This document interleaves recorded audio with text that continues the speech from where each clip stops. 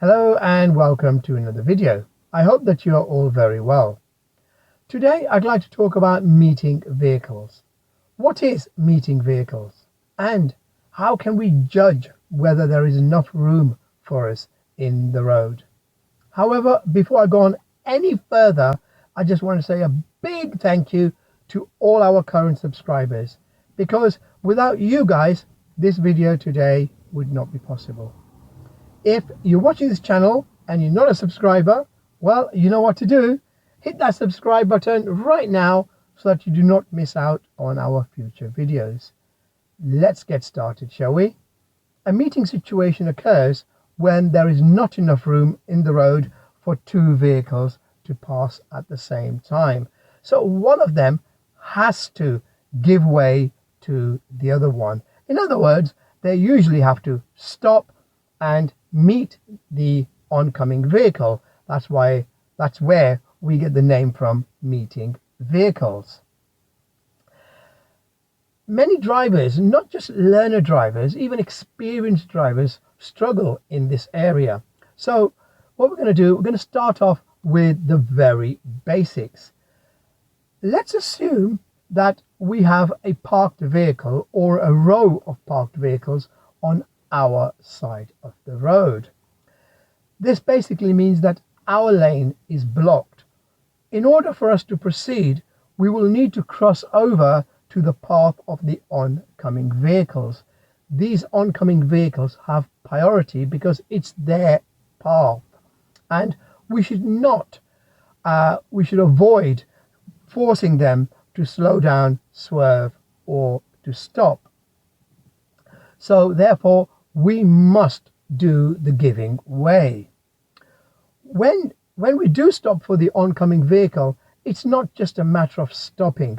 We want to ensure that we stop in a place where they can get past as well. So you need to be aware of not just what's happening in front, but you need to be aware of what's happening to your side and even what's happening behind you.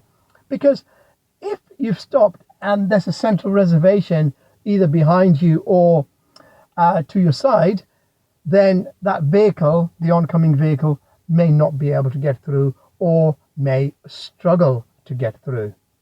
Now let us assume that there is a parked vehicle or a row of parked vehicles on the other side of the road.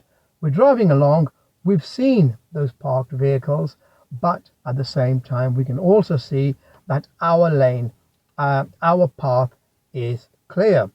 So we have the priority. We should be able to keep on going without any bother. If there was an oncoming vehicle, then they have the obstruction on their side. They need to give us way. Having said that we have priority, we must always remember that priority must be given and never taken. So if we're driving along in that situation and we see an oncoming vehicle, we mustn't just assume that they're going to give us way. We must be prepared to slow down. We must ensure that they are generally giving us priority. Think of priority as a gift. A gift is always given and never snatched.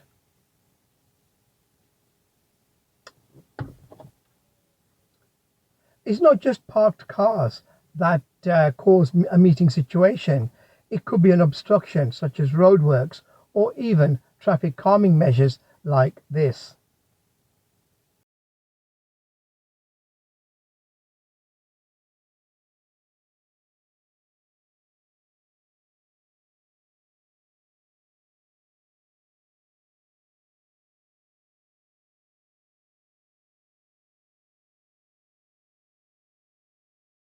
The first part of a meeting situation is to anticipate a meeting situation in the first place.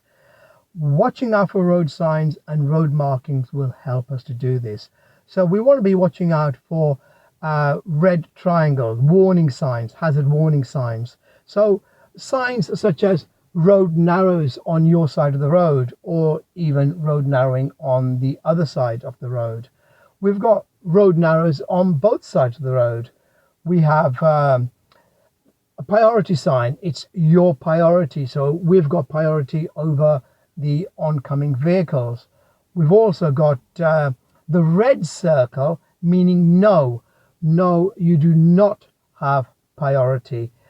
So we must give way to oncoming vehicles. And then, of course, we've got the roadworks sign as well. So if there's roadworks in the road, then that's going to cause the road to narrow out and restrict the flow of traffic. As soon as we have identified a meeting situation, same as all other driving areas, we want to follow the MSM routine. And I'm sure you know that, but just in case, for those few who don't, it's mirror, signal, maneuver routine.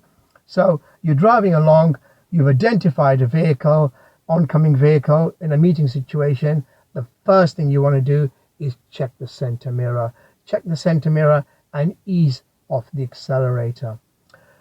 By easing off the accelerator, you are buying time. It will slow you down and give you time to think, and that way you can think and decide whether there is enough room or there is not enough room, whether you want to proceed or whether you want to stop.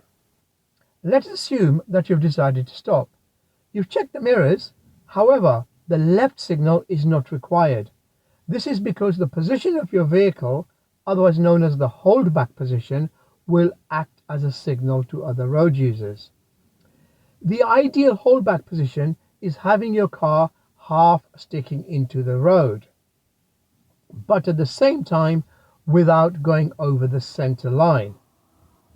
You also want to leave enough room between you and the vehicle in front so it's easy to move off. Bear in mind, you need to check all mirrors, center mirror, left mirror, right mirror, before you move off and proceed again.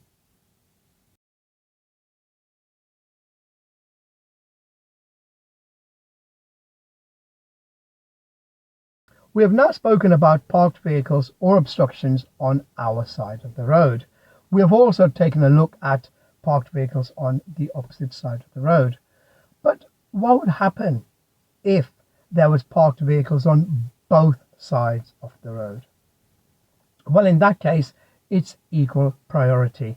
So no one has priority. It's simply a matter of courtesy and consideration. But we do need to take factors such as the person's speed. If you see that the person coming towards you is coming very fast, then it would be advisable to stop and give them way. I'm going to go for a short drive now because I know a few roads around here where there's always parked vehicles, and we'll see if we can encounter some meeting situations. Well, it looks like it's just started to rain. As I'm driving along this road, I can already see there's a parked vehicle there on my left. It seems to be partly on the road, so I've checked my side mirror here and I've slowed down.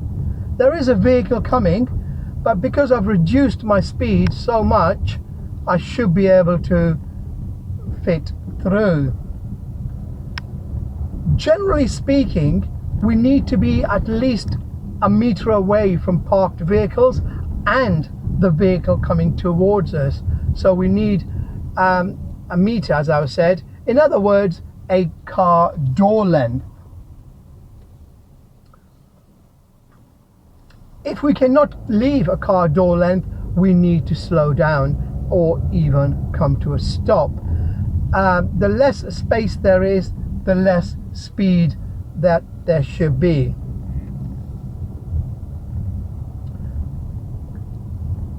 So I can see a van coming towards me. Check my mirrors, and it looks like I am having to stop because I've noticed another vehicle coming as well. So I've left plenty of room here to move off my holdback position, and I'm moving off now. So I can see a motorcyclist coming in the distance, so I'm going to carry on for the time being because I can see a big gap here, and I'm going to move into this gap. This is one of the things you want to be doing.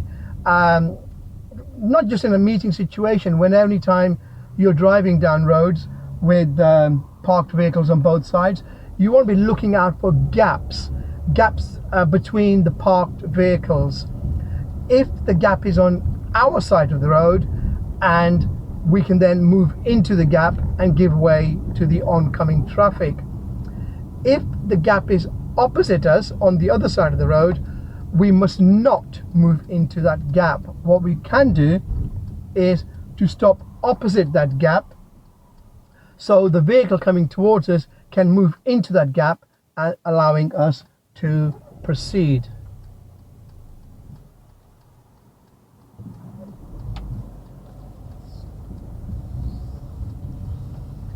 I'm going to be turning right shortly.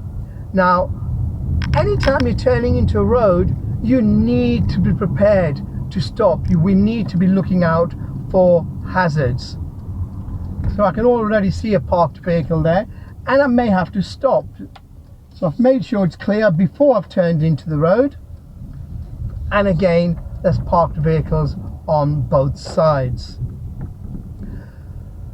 I need to be looking out, and out is an acronym for O for over, U for under, and T for through. So I'm looking over the cars, I'm looking under the cars at the wheels, and I'm looking through the windscreens to make sure that there is no traffic approaching.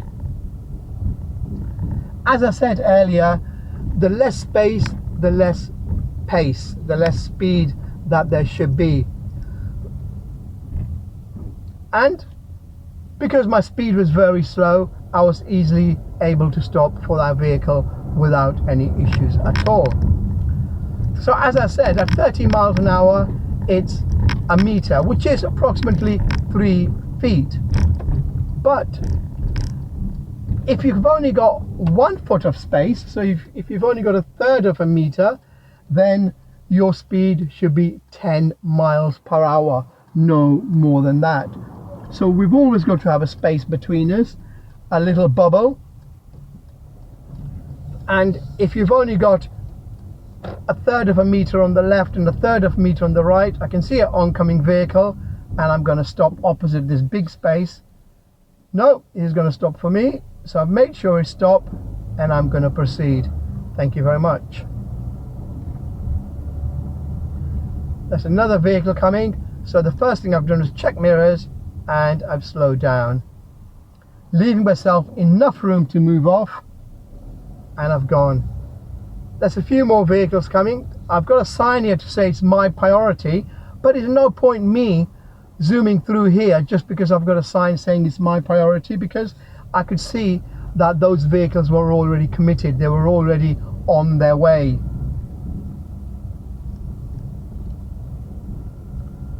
As I was saying, the less speed, the less the less space, the less speed there should be. If you've got less than a foot, less than a third of a meter, then you should not be moving. Then you must come to a total stop. So I've got my speed down again, and that guy wasn't stopping. He didn't even want to give way. But as I said earlier, people don't always give way.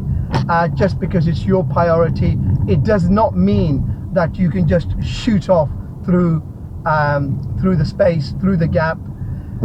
Priority must be given and not forcefully taken. Unfortunately, that brings the video to a conclusion. I really do hope that you benefited from this video. If you have, then please give it a thumbs up, and also consider sharing it with at least one person. Until next time, take care. Bye bye.